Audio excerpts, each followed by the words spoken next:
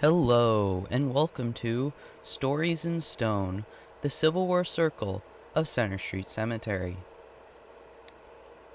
Over the course of this series, we will walk among the gravestones here in Wallingford, Connecticut, 19 in all, each marking the resting place of a man whose life was cut short during one of America's most devastating wars. These markers are not just stones, they are chapters in our nation's history, etched into the earth. But to start, what is the Civil War Circle?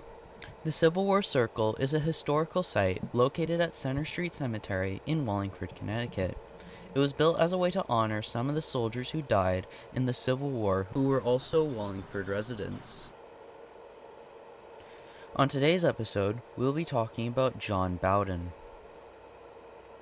John was born in the state of New York in 1838, and by trade, he was a carpenter, building furniture and the supports for many buildings found across Connecticut.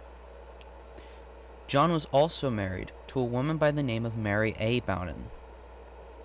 On July 18, 1861, at the age of 23, John would go on to be enlisted in Company G of the 5th Connecticut Infantry, later going on to join Company E of the 2nd Connecticut Heavy Artillery.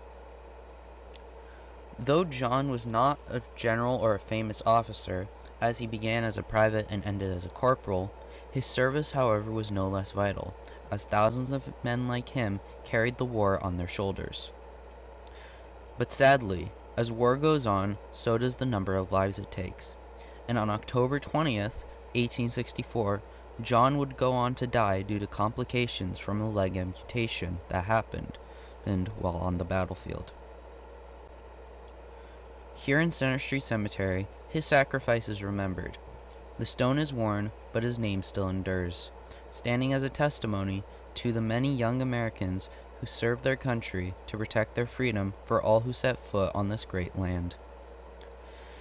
This was the 17th story of our journey.